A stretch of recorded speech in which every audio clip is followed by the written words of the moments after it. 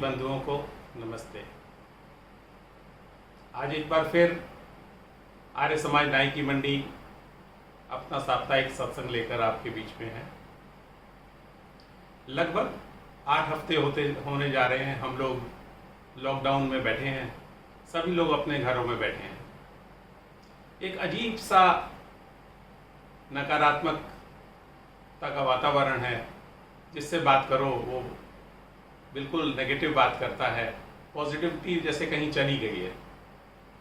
तो ऐसे में हम लोगों ने एक प्रयास किया कि आर्य समाज आप लोगों के बीच में सत्संग हर हफ्ते देता रहे, ताकि कुछ पॉजिटिविटी आ जाए।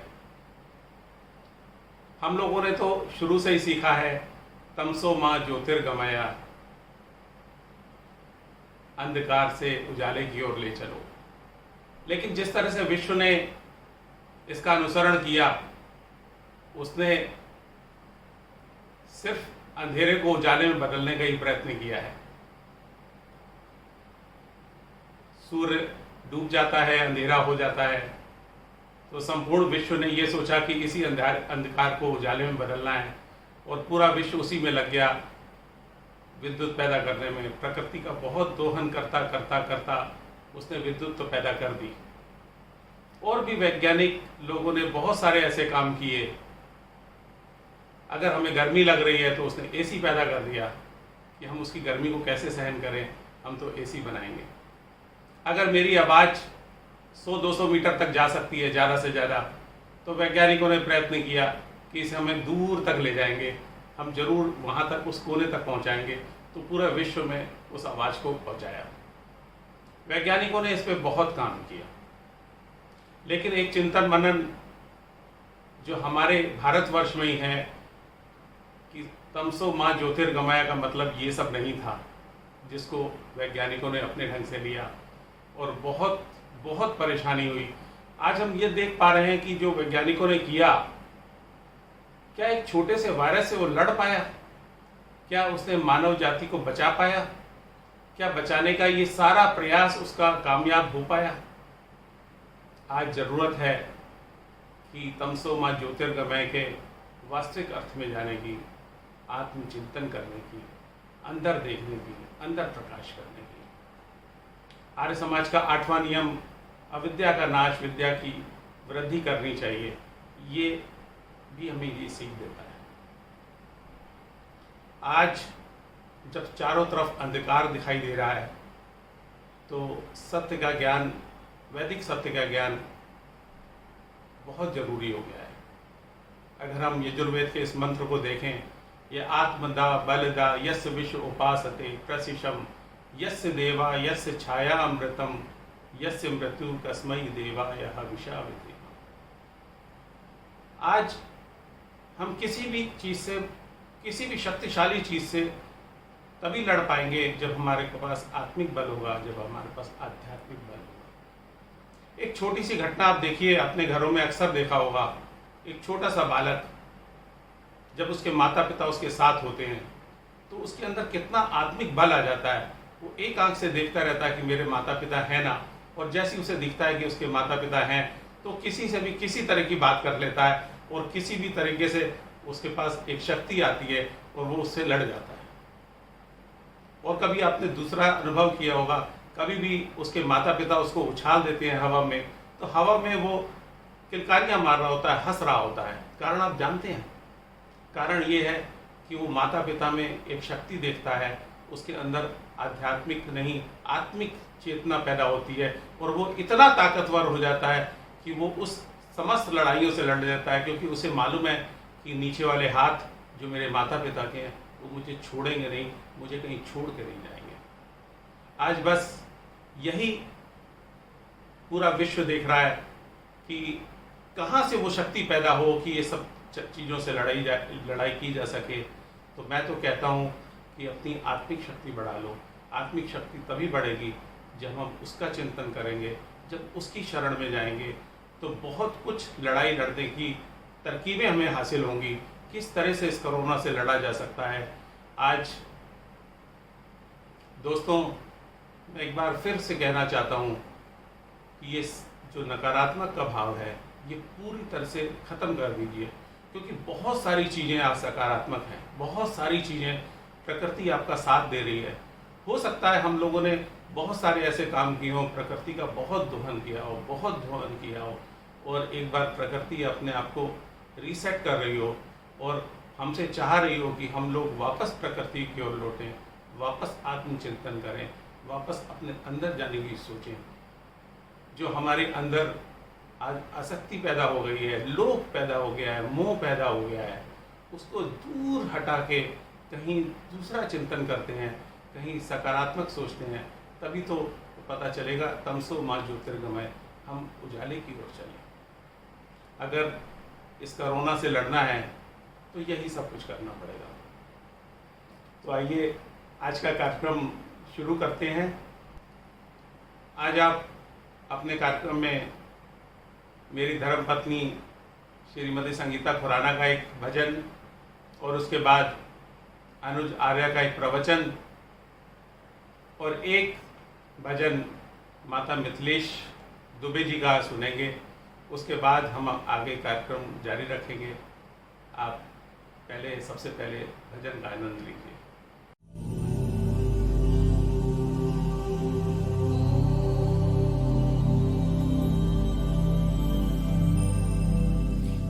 ऐ मालिक तेरे बंदे हम, ऐसे हो हमारे करम, नेकी पर चले और बदी से टले, ताकि हंसते हुए निकले दम। ऐ मालिक तेरे बंदे हम, ये अंधेरा घना छा रहा, तेरा इंसान घबरा रहा।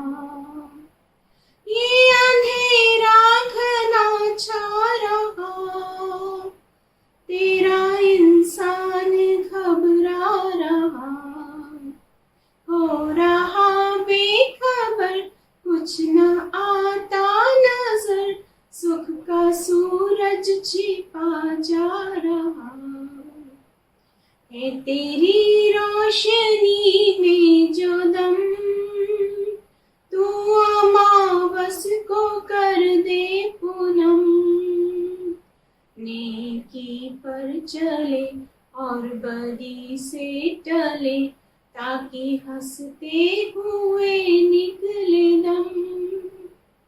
ऐ मालिक तेरे बंदे हम, बड़ा कमजोर है आदमी, अभी लाखों है इसमें कमी। बड़ा कमजोर है आदमी, अभी लाखों है इसमें कमी। पर तू जो खड़ा है दयालु बड़ा, तेरी कृपा से धरती थमी। दिया तूने हमें जब जन्म, तू ही ले लेगा हम सबके गम। नेकी पर चले और बदी से टले, ताकि हंसते हुए निकले दम। ऐ मालिक तेरे बंदे हम, जब जुल्मों का हो सामना, तब तू ही हमें थामना। जब जुल्मों का हो सामना, तब तू ही हमें थामना। वो बुराई करे हम भलाई करे, नहीं बदले की हो कामना। बढ़ उठे प्यार का हर कदम, और मिटे बैर का ये भरम। नेकी पर चले और बदी से टले, ताकि हंसते हुए निकले दम। ए मालिक तेरे बंदे हम, ऐसे हो हमारे करम। नेकी पर चले और बदी से टले, ताकि हंसते हुए निकले दम। ए मालिक तेरे बंदे हम।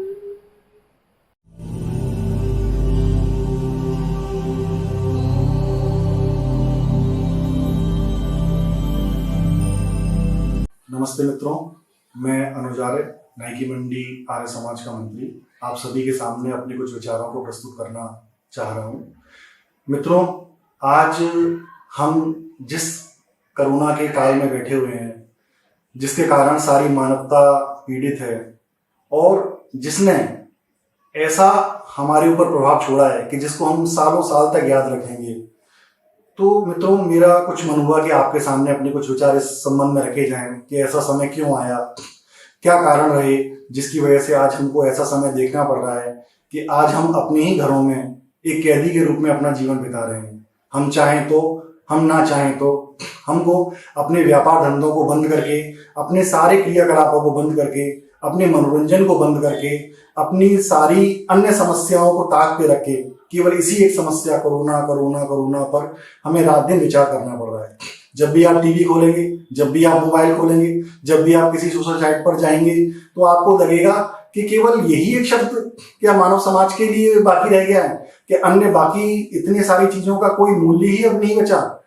तो मित्रों ये बात सही है कि इस समस्या ने इस समय मानव जाति को सबसे ज्यादा परेशान किया हुआ है।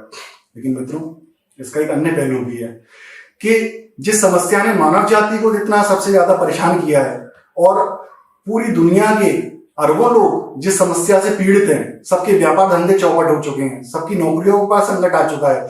बड़े से बड़ा जो देश है अमेरिका, जिसके सामने कोई अन्य देश टिकता नहीं है, ऐसे देश भी अपने हथियारों को डालते हुए नजर आ रहे हैं। देखिए मित्रों, सबसे ज्यादा मौतें जो हो रही हैं वो अमेरिका और यूरोप में ही हो रही हैं। जिन देशों को सबसे सभ्य, सबसे विकसित, सबसे उन्नत, सबसे ज्ञानी ध्यानी समझा जाता था, सारे विश्व के लोग जहां जाकर अपनी नौकरी करना चाहते थे, जहां जाकर बसना चाहते थे, जो उनके सपनों का देश अमेरिका, यूरोप, फ्रांस, ब्रिटेन, ये सब चीजें थी, जगह थी, ऐसी जगहों पर महामारी बहुत ज्यादा व्यापक रूप से फैली हुई है और उस महामारी की वजह से लोग वहां से निकलकर लौट के सब अपने देश को आ रहे हैं।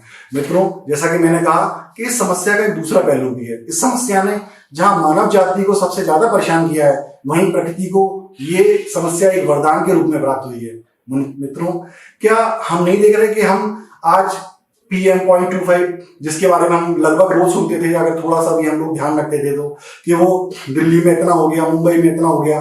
हम आगरा जैसे शहर में रहते हैं जो विश्व के 10 सबसे प्रदूषित शहरों में अपना नाम दर्ज कराता है। आगरा का नाम ताजमहल की वजह से जरूर दुनिया जानती होगी, लेकिन विश्व के सबसे प्रदूषित शहरों में भी आगरा का नाम है। मित्रों क्या हम लोग ये बात नहीं जानते हैं? निश्चित रूप से हम भारत में सबसे ज्यादा विश्व के प्रदूषित शहर हैं, चीन में विश्व के सबसे ज्यादा प्रदूषित शहर हैं, सारे दुनिया के सबसे प्रदूषित शहरों में ये एशिया के शहर अपना वर्चस्व बनाए हुए हैं। मित्रों देखिए आज जितना भी प्रदूषण कम हुआ है, नदियां साफ हुई हैं, हवा साफ हो गई है, सारे हमने पानी का दोहन पृथ्वी से कम करना शुरू किया है। इसके कारण जो प्रकृति की सुंदरता जो निखर के सामने आ रही है, जो एक प्राकृतिक आनंद आज हम लोगों को प्राप्त हुआ है, ऐसी कई चिड़िया जो पहले नहीं दिखती थी, ऐसे कई पशु जो पहले नहीं दिखते थे, वो अब दिखना दोबारा से चालू हुए हैं। क्यों? क्योंकि इंसान ने प्रकृति पर अपने प्रभाव को कुछ कम किया है, इंसान ने अपने अधिकार को प्रकृति के ऊपर कुछ कम किया है। वो क्यों कम हुआ? क्यों? क्योंकि कोरोना जैसी महामारी फैलकर सबको उसने अपने अंदर जग में रहना सिखा दिया। मित्रों क्या हमको इस प्रकार से ये ऐसा बनना पड़ेगा कि हमें कोई जबरदस्ती डंडे से हमें समझाए, जबरदस्ती कोई हमको बिल्कुल कानून के माध्यम से सिखाए, कोई हमें ये बताए कि अगर तुमने थूका तो तुम्हें जेल हो जाएगी, अगर तुमने मास्क नहीं पहना तो तुम्हें दंड देना पड़ेगा, या अगर तुमने ऐसा कोई गलत काम किया तो तुम्हें ऐसा दंड देना पड़ेगा? क्या हमको ये सब करने से सीखना पड़ेगा या हम स्वेच्छा से सीखें तब ज्यादा अच्छा रहेगा? मित्रों वेद हमको स्वेच्छा से सीखना सिखाता है। वेद कहता है कि मनोर्भव जन्या दैव्यम जन्म। मित्रों हमको मनुष्य बनना है और मनुष्य बनकर मनुष्यता की उन्नति करनी है। मनुष्यता वो क्या होती है? क्या केवल हम जैसे दिखते हैं हम क्या वैसे ही हम मनुष्य हैं? केवल मित्रों, हम दिखने में जरूर मनुष्य हों, लेकिन जिस प्रकार से हमने संसार के सारे प्राणियों पर अपना अधिकार जमा कर उनको अपने खाने पीने का सामान बनाकर, प्रकृति को अपने दुनिया का अपने अधिकार का पूरा सामान बनाकर, जिस प्रकार से हमने प्रकृति का दोहन किया है, प्राकृतिक पदार्थों का दोहन किया है, अन्य जलचर, नवचर और सभी उभयचर सभी प्रकार के प्राणियों को जिस प्रकार से हमने दोहन किया है, कई कई हजारों प्रजातियां जिनको हमने नष्ट कर दिया है बिल्कुल, जो आज दिखती भी नहीं है। आज अभी 2 दिन पहले ही पढ़ा कि एक ब्लैक पैंथर दिखा गोवा में बड़े सालों बाद, तो कितनी खुशी की बात देखने में मिल रही है कि जो पशु पक्षी लुप्त हो रहे थे वो पशु पक्षी प्रकृति के सहायता की वजह से, प्रकृति की क्योंकि सहायता उन्हें प्राप्त हो रही है, तो आज वो भी अपना वर्चस्व, वो अपनी संख्या को शायद कुछ दिखा पा रहे हैं। तो मित्रों, हमको ये सब चीजें, इन पर ध्यान देने की बहुत आवश्यकता है कि आज इंसान ने, मानव जाति ने अपनी जनसंख्या को और अपनी जरूरत को बहुत ज्यादा, हद से ज्यादा बढ़ा लिया है। इसी के कारण मित्रों, हमको प्रकृति के बहुत ज्यादा संसाधनों को दोहन करना पड़ रहा है। क्या कारण है? अगर हम अपनी जरूरतों को, अपनी जनसंख्या को अगर सीमित कर लें तो हमें प्राकृतिक दोहन की इतनी आवश्यकता क्यों? अगर हम अपने विकास के मार्ग को सही प्रकार से चुन लें, अगर विकास का मार्ग हमारा ऐसा हो कि जिसमें प्रकृति को भी आनंद आए देने में और इंसान को भी मिले भरपूर, तो क्या हम वो मार्ग नहीं चुन सकते? देखिए मित्रों, प्रकृति एक दाने के बदले हमें हजारों दाने देती है। प्रकृति हमें एक बीज के बदले में हजारों फल देती है। प्रकृति तो हजारों गुना करने वाली शक्ति का नाम है।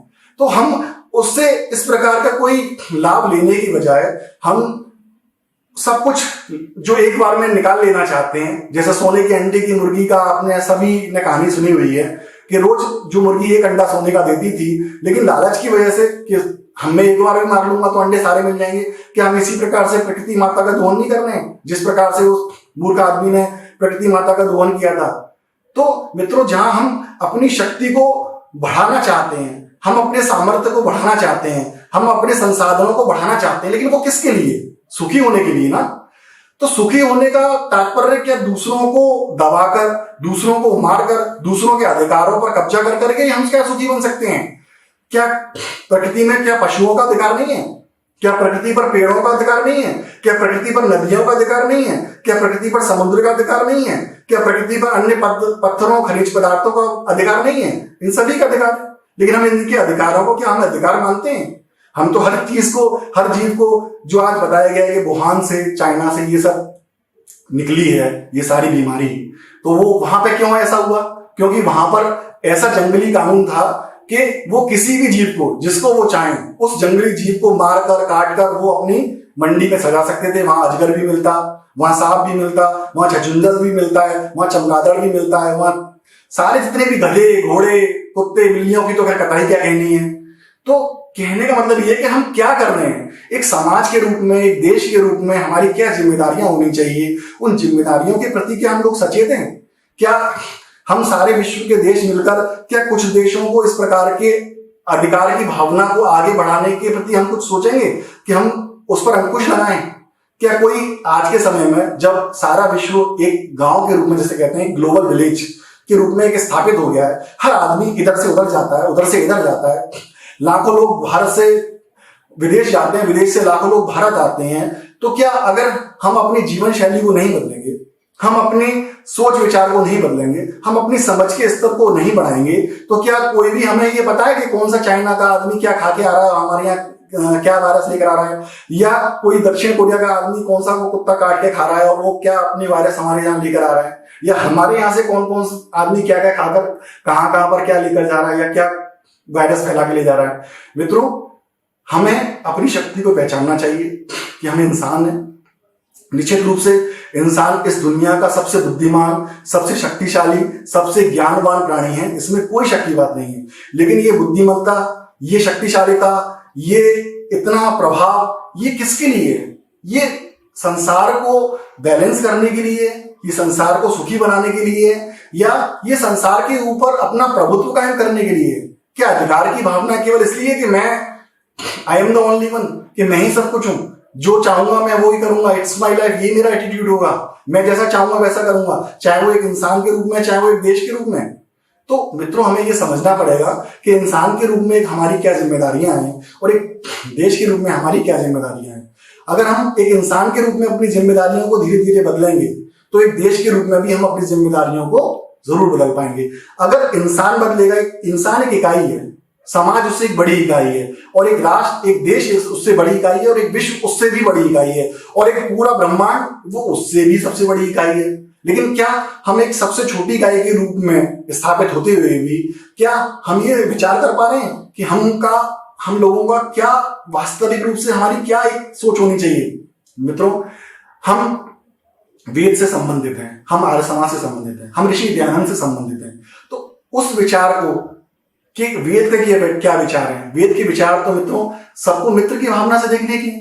वेद तो यही कहता है कि हमको हर प्राणी मात्र को चाहे वो पेड़ पौधों के रूप में उसमें जीव हो या वो वैसे अन्य जीव हो, किसी भी प्रकार के पशु पक्षी हो, उन सभी के अंदर हमें समभाव, हमें सभी की समानता, सभी के जीवन जीने के अधिकार के सिद्धांत को देखना हमें जरूरी है।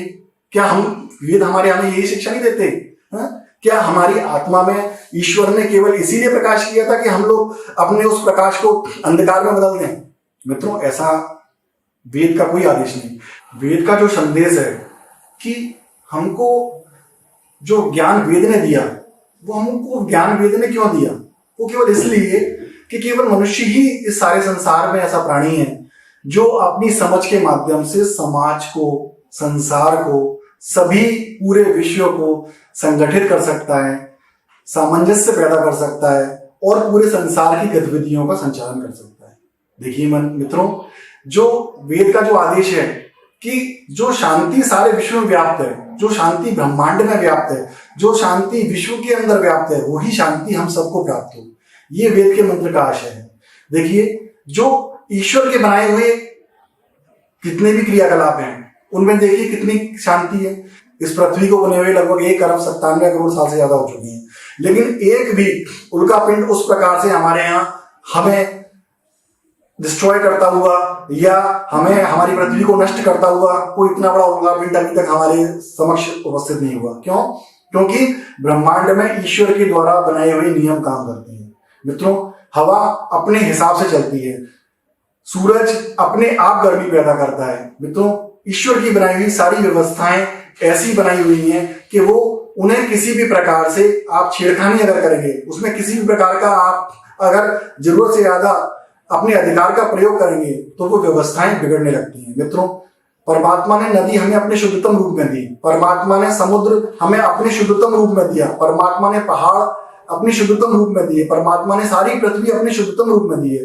लेकिन आज जो हम पृथ्वी का अशुद्धतम रूप देख रहे हैं, आज जो हम देख रहे हैं कि चारों तरफ हमने जो प्रदूषण पैदा किया है विज्ञान के नाम पर, हमने साइंस के नाम पर, अपनी सुविधाओं के नाम पर, अपनी जनसंख्या को अपना दोहन करने के लिए जो पृथ्वी का हमने इस प्रकार से जितना ज्यादा दोहन किया है, तो हमने ये देखा कि हमने संसार में सुख तो उत्पन्न किया, लेकिन उस सुख को उत्पन्न करने के लिए हमने पृथ्वी के बैलेंस को बिल्कुल बिगाड़ दिया है। तो मित्रों हमें वेद का जो संदेश हमें दिया गया है कि जो शांति सर्वत्र व्याप्त है उस शांति को हम अपने अंदर लाएं और उसी शांति का विस्तार हम पूरे विश्व में करें। क्यों? क्योंकि शांति का अधिकार केवल मनुष्य के लिए नहीं है, शांति केवल मनुष्य के लिए नहीं है, शांति पशु पक्षियों के लिए भी है, शांति पूरे ब्रह्मांड के लिए है। अगर कोई भी चीज अगर शांत हो जाती है मित्रों, अगर प्रकृति शांत हो जाती है तो वो भूकंप के माध्यम से, वो बाढ़ के माध्यम से, वो इसी प्रकार की महामारियों के माध्यम से अपने रोष को प्रकट करती है। आप सभी मित्रों, सभी ज्ञानी लोग हैं, सभी अखबार को पढ़ते हैं, सभी मोबाइल के माध्यम से, सभी न्यूज़पेपर्स के माध्यम से अपने ज्ञान को निरंतर वृद्धि करते रहते हैं। तो क्या आप ये नहीं जानते कि पिछले कई सालों से जो वायरस लगातार हर 10 साल में आप देखेंगे कि इस तरीके के वायरस का अटैक हमारे सामने फैलता है और वो वायरस पहले की अपेक्षा कहीं अधिक शक्तिशाली होकर हमारे सामने आता है। कुछ समय पहले सार्स नाम की बीमारी, कुछ समय पहले अभी तक बर्ड फ्लू की बीमारी, ये देखिए कि सारे संसार में किस प्रकार से फैली। ये वायरस कैसे पैदा हो रहे हैं, ये वायरस इतने शक्तिशाली किस प्रकार से बन रहे हैं? क्यों? क्योंकि हम प्रकृति के सामंजस्य को, हम प्रकृति के समभाव को बिगाड़ रहे हैं। मनुष्य जिसका कर्तव्य बनता था कि वो अपनी बुद्धिमत्ता से प्रकृति के अंदर एक शांतता का भाव पैदा करे, एक इस प्रकार का भाव पैदा करे कि हम भी रह सकें, तुम भी रह सको, सारा संसार अच्छी प्रकार से शांत भाव से अपने अपने अधिकारों के साथ रह सके, ऐसी पृथ्वी का निर्माण मित्रों हम लोग नहीं कर रहे। इस पूरी पृथ्वी पर आप देखेंगे जगह जगह आज भी युद्धों का बोलबाला है। कई जगह हमारी पृथ्वी पर गृह युद्ध चल रहे हैं, आपस में हम लोग लड़ रहे हैं। क्या मनुष्य जब पूरे संसार में जब उसकी एक सोच नहीं बन पा रही, तो हम किस प्रकार से सारे संसार को इस कंट्रोल कर पाएंगे? तो मित्रों, हमें चाहिए कि जो वेद का आदेश है कि हम अपने अंदर इस सोच को पैदा करें कि हमारा जन्म इसलिए नहीं हुआ कि हम अपने अंदर अधिकारों की भावना को जरूरत से ज्यादा पैदा करें। हमारा जन्म इसलिए हुआ है कि हम सारे संसार में शांति, सारे संसार के अंदर धैर्य, सारे संसार के अंदर इस प्रकार की भावनाओं को पैदा करें कि सारे संसार में सुखी सुख उत्पन्न हो, कम से कम दुख उत्पन्न हो। ऐसे संसाधनों का मित्रों हमें निर्माण करना है। ऐसे संसाधनों के निर्माण के लिए ही हमें आगे से विचार करना होगा। देखिए, कुछ चीजें जबरदस्ती, जैसा कि मैंने पहले कहा कि कुछ चीजें हमें जब जबरदस्ती सिखाई जाती हैं तो वो उतने समय, लंबे समय तक हम लोग उसको नहीं ध्यान रख पाते हैं, या उतने लंबे समय तक हम उसको नहीं समझ पाते हैं। लेकिन जब किसी चीज को हम अपने अंतर्मन से समझ लेते हैं, जब हम अपने ज्ञान को इतना विकसित कर लेते हैं कि हमें ये काम करना है, ये काम नहीं करना है, ऐसे ज्ञान का जब हम विकास कर लेते हैं, तब हम पृथ्वी पर वास्तविक रूप से शांति की भावना को, शांति के प्रयासों को अच्छी प्रकार से हम लोग स्थापित कर पाते हैं। मित्रों, हम सभी इस सब चीजों से, इन सब समस्याओं से बहुत ज्यादा पीड़ित हैं। केवल व्यापार की ही समस्या नहीं है, केवल अर्थव्यवस्था की समस्या नहीं है। ये जो बीमारी है उसके सामाजिक परिणाम भी हैं, उसके आर्थिक परिणाम भी हैं, उसके राजनीतिक परिणाम भी हैं, और उसके पर्यावरण से संबंधित परिणाम भी हैं। हमें सभी प्रकार के परिणामों के ऊपर ध्यान रखते हुए ही अपने आगे की गतिविधियों को या अपनी योजनाओं को आगे बढ़ाना पड़ेगा। मित्रों, आज हम 3 बार लॉकडाउन को बढ़ा चुके हैं। हो सकता है कि लॉकडाउन खुल भी जाए, लेकिन उसके बावजूद भी क्या सारी चीजें उस प्रकार से, गतिविधियां सुचारू रूप से चालू हो जाएंगी जिस प्रकार से हम लोग पहले सुचारू रख पाते थे? हम सभी की मित्रों, सभी की, चाहे वो कितने ही अमीर हो और चाहे वो कितने ही मध्यम वर्गीय या गरीब हो, हम सभी की क्रय शक्ति में बहुत निम्नतम, बहुत ही ह्रास हुआ है। मतलब हम सबकी क्रय शक्ति बहुत कम हो गई है। अब देखिए, जब हम सबकी क्रय शक्ति कम हुई है तो हम सभी को अपनी जरूरतें उसी हिसाब से रीडिफाइन करनी पड़ेंगी। हमको फिर दोबारा से ये सोचना पड़ेगा कि हमको क्या खाना है, क्या नहीं खाना है, हमको क्या पहनना है, क्या नहीं पहनना है, कहाँ जाना है, कहाँ नहीं जाना है। ये चीजें हमें दोबारा से सोचनी पड़ेंगी। मित्रों, अगर हम इस प्रकार की चीजों पर ध्यान देंगे, अगर हम जिस बुद्धि को भगवान ने हमें सारे संसार में शांति को स्थापित करने के लिए दिया है, अगर उस बुद्धि को उसी प्रकार से चलाएंगे तो हमारा निश्चित रूप से, मानिए मित्रों, कि इस प्रकार की समस्याओं से निकलना बहुत जल्दी हो जाएगा। जैसा कि मैंने अभी कहा कि जो वायरस बार बार बढ़ के अपनी शक्ति को बढ़ा के आ रहे हैं, हमें अपने जीवन शैली में अगर हम बदलाव करेंगे तो हम उस वायरस की शक्ति को बढ़ा सकते हैं। अगर हम अपनी जीवन शैली में बदलाव नहीं करेंगे, अगर हम अपनी इम्यूनिटी पावर को नहीं बढ़ाएंगे, अगर हम अपने जीवन में योग को, अगर हम अपने जीवन में ध्यान को, अगर हम अपने जीवन में शाकाहार को, अगर हम अपने जीवन में बिल्कुल कम से कम सामान और अधिक से अधिक शांति, इस प्रकार की व्यवस्थाओं को अगर हम ध्यान नहीं रखेंगे, तो मित्रों ऐसी समस्याएं हमारे जीवन में निरंतर आज आ रही है। हो सकता है और कोई समस्या और कोई बहुत जल्दी आ जाए, तो हमें ये तैयार रहना पड़ेगा। ये लड़ाई बहुत लंबी है। आगे आने वाले समय में हमें क्या क्या देखना पड़ेगा, इसकी कल्पना तो शायद हम लोग अभी भी नहीं कर पा रहे हैं। लेकिन ऐसी किसी भी समस्या के समाधान के लिए और किसी भी समस्या को आगे फेस करने के लिए हमको बिल्कुल अपने मानसिक रूप से सक्षम होना पड़ेगा। मित्रों, इसमें आखिर में मैं एक निवेदन आप सभी से ये करना चाहता हूं कि हम में से जो लोग सक्षम हैं, हम में से जो लोग किसी भी तरह से, चाहे वो शक्ति के रूप में, धन के रूप में, चाहे वो सामाजिक सामर्थ्य के रूप में, चाहे वो राजनीतिक शक्ति के रूप में, चाहे अगर हमारी नौकरी अगर सुरक्षित है, अगर हम सरकारी नौकरी में हैं, या हमारा व्यापार चलिए इतना अच्छा है कि हम उस चीज को, झटके को सह गए या निकल गए, इन सब परिस्थितियों से निकल पाएंगे। तो मित्रों, मेरा ये आप सभी से अनुरोध है कि हम जो थोड़े से भी शक्तिशाली हैं, हम जो थोड़े से भी धनवान हैं, हम जो थोड़े से भी ज्ञानवान हैं, जो चीज हमारे पास है उससे हम अपने समाज की, उससे हम अपने संसार की सुरक्षा करें। जो लोग, जिनके पास कुछ भी नहीं है, जो रोज दाने दाने को मोहताज हैं, हम उनकी मदद करें, हम उनके बारे में विचार करें, हम ये सोचें कि हम क्या कर सकते हैं। हम कितने लोगों की मदद कर सकते हैं, हम कैसे मदद कर सकते हैं, हम आगे अपना क्या योगदान दे सकते हैं ऐसी व्यवस्थाओं को चलाने में। मित्रों, सरकार के पास सारे संसाधन नहीं होते हैं। मित्रों, सरकार अगर चाहे तो सब कुछ नहीं सुधार सकती, सब कुछ सही नहीं कर सकती जब तक लोगों का सहयोग उसको प्राप्त ना हो। कोई भी सरकार ऐसा नहीं कर सकती कि बस वो कह दे कि ये कर दो और बस वो काम हो जाए। मित्रों, जब तक हम लोग अंदर से अपने आप को नहीं सुधारेंगे, अपने तरीकों को नहीं बदलेंगे, अपने एटीट्यूड में चेंज नहीं लाएंगे, अपने विचार शक्ति को नहीं बढ़ाएंगे, तब तक मित्रों ऐसी समस्याओं से हो सकता है कि हम बहुत ज्यादा परेशान हो, बहुत ज्यादा दुखी हो और बहुत ज्यादा अकेलापन हम सबको काटे। मित्रों, आखिर में आप सभी से ये प्रार्थना करता हुआ कि आप स्वस्थ रहें, आप आनंदित रहें, आप इस प्रकार के जीवन शैली को जो वेदों के माध्यम से परमपिता परमात्मा ने हमें दी है कि हमको कैसे जीना है, अगर हम उसको आगे अप्लाई करेंगे तो मित्रों मैं समझता हूं कि हम सब इस समस्या से निश्चित रूप से पार तो जरूर पा लेंगे और आगे भी इस प्रकार की कोई भी समस्या अगर हमारे सामने आती है तो जैसे हमें आज इतना समय लग गया, लगभग 60 दिन तो अभी हो गए, हो सकता है 100 या 200 दिनों में हम लोग उभरें, तो आगे ये तैयारी हम जरूर करके चलें कि आगे किसी भी इस प्रकार की समस्या का अगर हमारे सामना होता है तो हम बहुत कम से कम समय में, बहुत कम से कम तैयारियों के साथ इस समस्या का सामना करें। तो अंत में मैं यही आप सभी लोगों से विनती करूंगा कि जो हमारे आदर्श हैं, जो हमारे ऐसे पुरुष हैं, महापुरुष हैं, जिनको हम अपने जीवन में सम्मान की दृष्टि से देखते हैं, उनके जीवन पर अगर हम एक बार नजर डालेंगे तो हमें अपनी समस्या निश्चित रूप से बहुत छोटी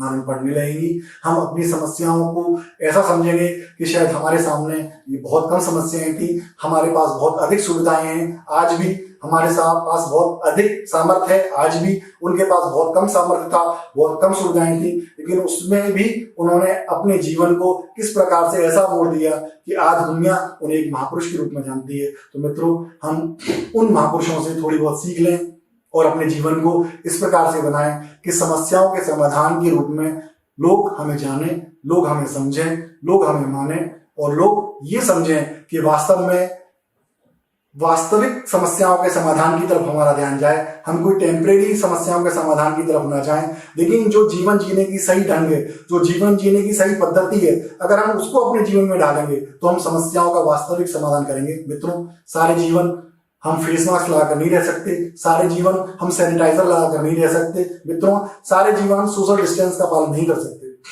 सारा जीवन हम इस प्रकार से नहीं बिता सकते। मित्रों, तो हमको ये प्रयास करना है कि हम अपने जीवन में इस प्रकार से ऐसी व्यवस्थाओं का निर्माण करें कि हम इस प्रकार की जो समस्याएं जो आज जिनमें हम ग्रसित हैं वो समस्याएं जल्द से जल्द खत्म हो जाएं और हम ऐसे जीवन पद्धति को अपनाएं कि जो हमें और दुनिया को एक शांति, एक सद्भाव, एक समभाव और एक समृद्धि ऐसी जो सभी के लिए हो, ऐसा प्राप्त हो। इन्हीं बातों के साथ मैं आप सभी का हार्दिक धन्यवाद करता हूं कि आपने मुझे सुना, मेरे विचारों को ध्यानपूर्वक आप लोगों ने अपने मन में स्थापित किया। मैं आप सभी का हार्दिक धन्यवाद करता हूं।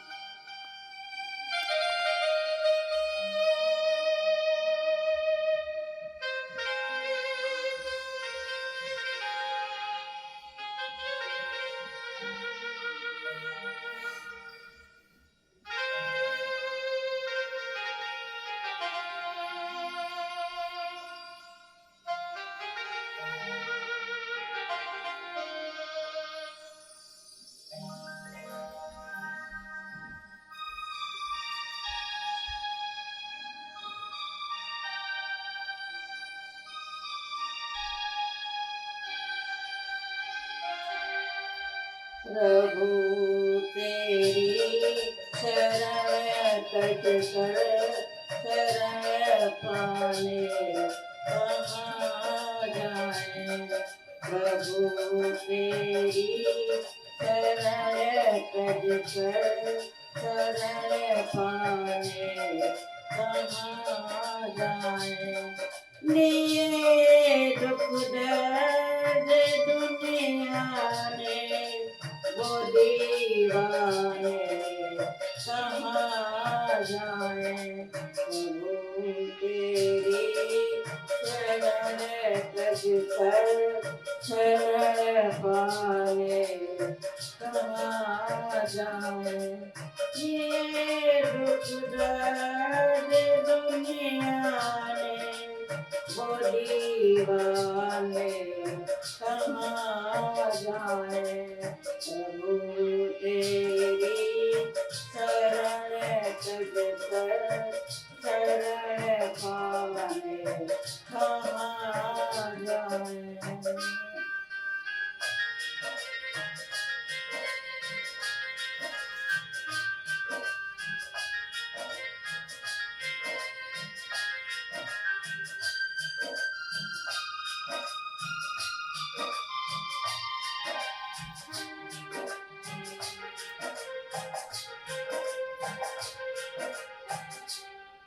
सुना है काम आती है तुम्हारे नाम की दौलत तेरे दर पर जमाने की।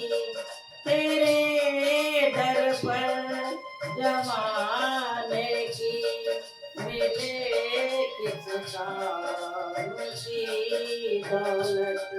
मिले मसीह तेरे दर पे तो मस्ताने कहाँ जाए।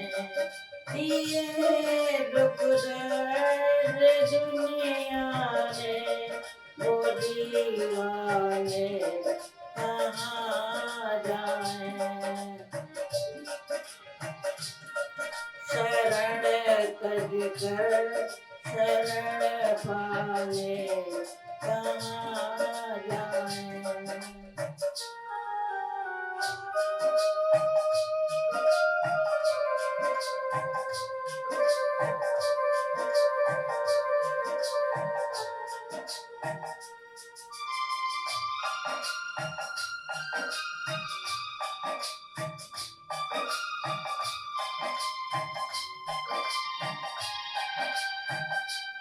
जहाँ पर फूल हंसता है वहाँ भंवरे भी आते हैं। जहाँ दिलबर बसे उसका जहाँ दिलबर बसे उसका वहीं वो दिल लगाते हैं। क्षमा में दिल में जलती हो तो परवाने कहाँ जाए। ये दुख दर्द दुनिया ने वो दीवाने कहाँ जाए।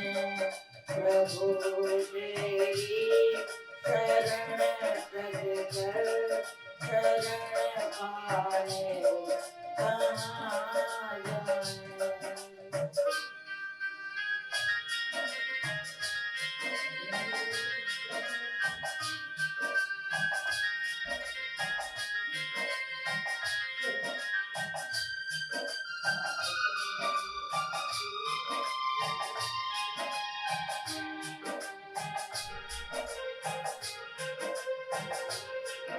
यही है आखिरी मंजिल यही असली ठिकाना है।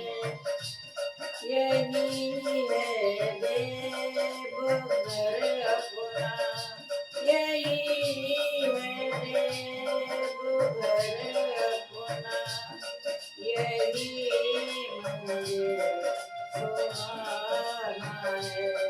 पथिक तेरे उपासक हैं भजन गाए कहाँ जाए।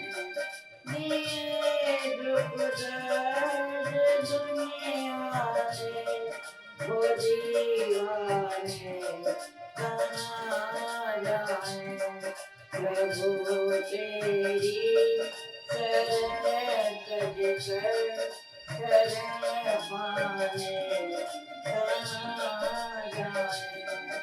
प्रभु तेरी शरण तज कर शरण पाए कहाँ जाए।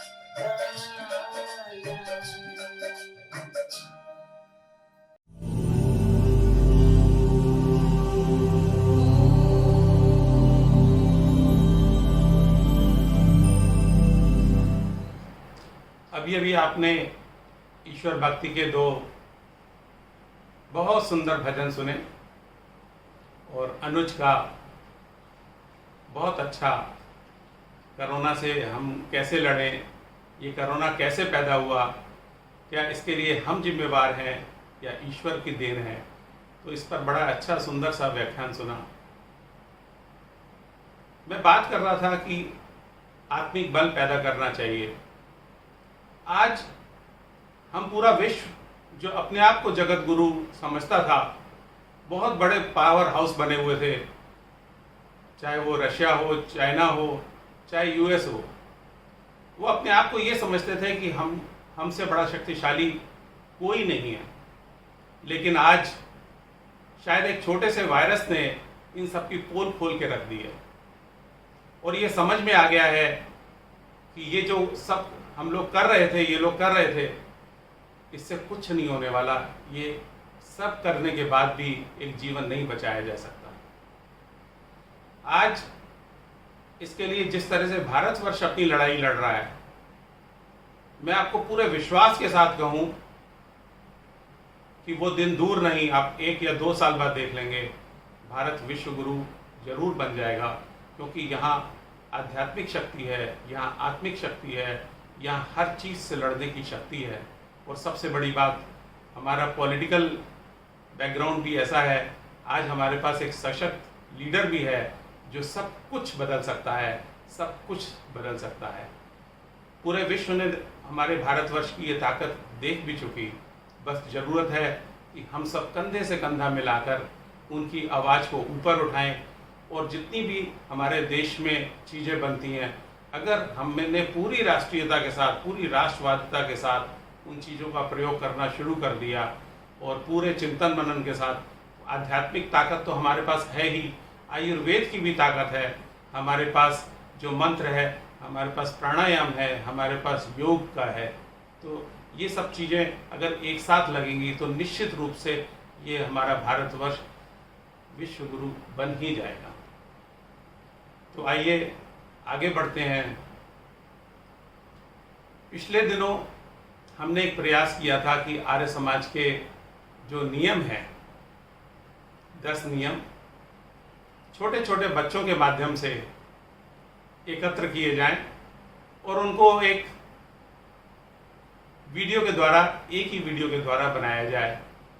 तो मेरी बिटिया कृति ने ये साहस दिखाया और बहुत सारे अपने आर्य परिवारों के बच्चों से एक एक नियम बुलवाया उन्हीं के घरों में और उसको एक लड़ी के रूप में पिरोया। तो आर्य समाज के जो पहले नियम से 10वां नियम तक है वो आपने शायद सुन भी चुके हैं, अभी आप दोबारा सुनेंगे किस तरह से बच्चों ने अपनी प्रस्तुति दी है, वो देखने के लायक है। और इस बहाने उस परिवार में उन बच्चों को निश्चित रूप से आर्य समाज के बारे में पता चल रहा है, जानने को मिल रहा है। इसके बाद भी एक प्रयत्न रहेगा हमारा बच्चों से कि बच्चे अपनी अपनी बोली में एक एक मंत्र याद करके, चाहे वो कहीं भी किसी भी रूप में हो, उसको इस तरह से पिरोएं कि अच्छा सा वीडियो उसका तैयार कर सकें हम और YouTube पे डाल सकें। तो इसके बाद आप लोग जो बच्चों ने अपनी प्रस्तुति दी है एक वीडियो के माध्यम से, वो 3 या 4 मिनट की वीडियो प्रस्तुति है और आर्य समाज के 10 नियम, उसको सुनिए। और प्रसाद तो निश्चित रूप से आपके घरों में बन ही चुका होगा, लगभग 10 साढ़े 10 बज चुके हैं। मुझे खुशबू तो पहले से आनी शुरू हो जाती है। उसके बाद शांति पाठ, पहले आप उन बच्चों के मुख से, जो हमारे आर्य परिवार के बच्चे हैं, उनके मुख से वीडियो सुनिए और उसके बाद शांति पाठ। धन्यवाद।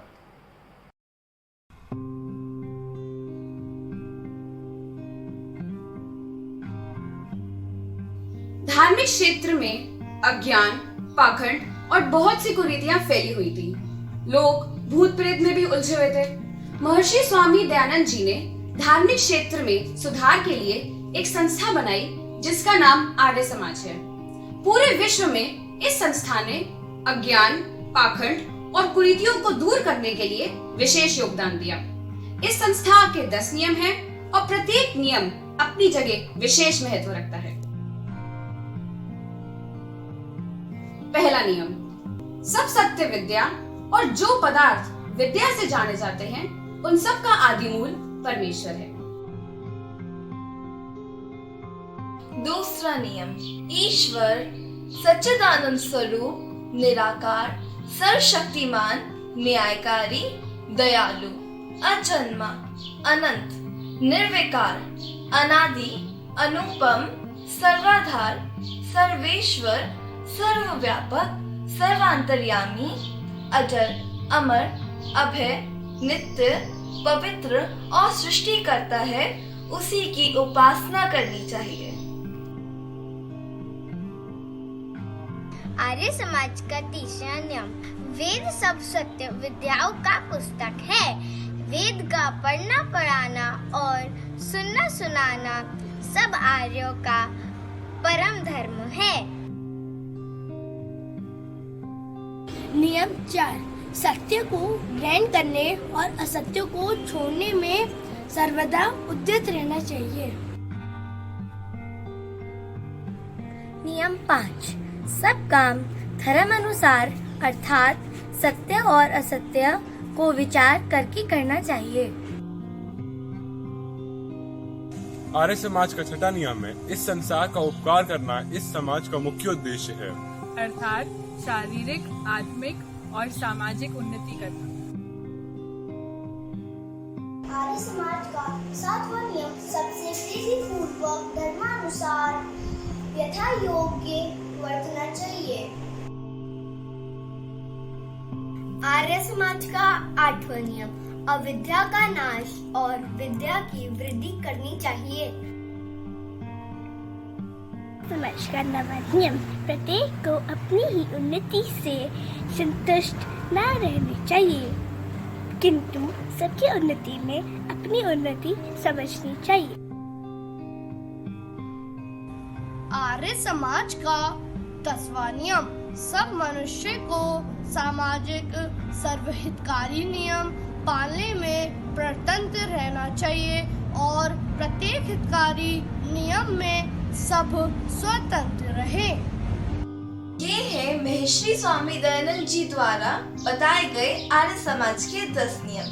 इन नियमों का ज्ञान और पालन हमें ईश्वर के सच्चे स्वरूप से परिचित कराता है और हमें समाज में किस तरह से व्यवहार करना चाहिए इसकी भी शिक्षा देता है। मानव जीवन के कल्याण के लिए इन नियमों का पालन अत्यंत ही आवश्यक है। धन्यवाद।